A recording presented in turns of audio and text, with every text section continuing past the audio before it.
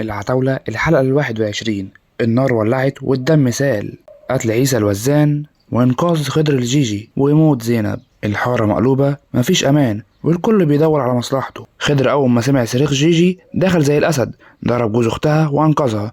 بس اللي حصل ده مش هيعدي بالساهل، لأنه عور جوز أخت جيجي في وشه. في نفس الوقت يوسف شاف عاطف واقف مع شادية، الدم غلي في عروقه وراح يتخانق مع عاطف، والخناقة بقت ضرب والشارع كله بقى واقف بيتفرج على الموضوع. ووسط كل ده شديدة لعبتها صح، حطت لشادية منوم في العصير، ولما فاقت لقيت نفسها في أوضة يوسف، والحاجة جديدة قالت لها انت ايه اللي جايبك هنا؟ وشكل كده الفخ وقع. والسؤال دلوقتي، هي شادية هتسكت ولا هتقول لاخواتها؟ نصار وخضر كانوا في وش الوزان وطلبوا منه انه يرجع لهم الفلوس اللي خدها من عدولة بتاعت عنايات الديب. بس الوزان مش سهل والعتاولة مش بتهدده. العتاولة قلبوا الطاولة على طلبة، صوروه وهو بيرقص وهددوه. الراجل اللي كان بيبتز الناس بقى هو اللي متحاصر. بس مش كل حاجة بتتحل بالتهديد، لأن الغدر شغال في كل حتة. عدولة قررت تخلص على حنة، بس زينب هي اللي جت فيها الطلقة وماتت قبل ما تعترف لحنة مين هو اللي كان عايز يسم حنة. أما بقى النهاية فكانت نار بمعنى الكلمة. الوزان دخل الحارة بسلاحه ورجالته،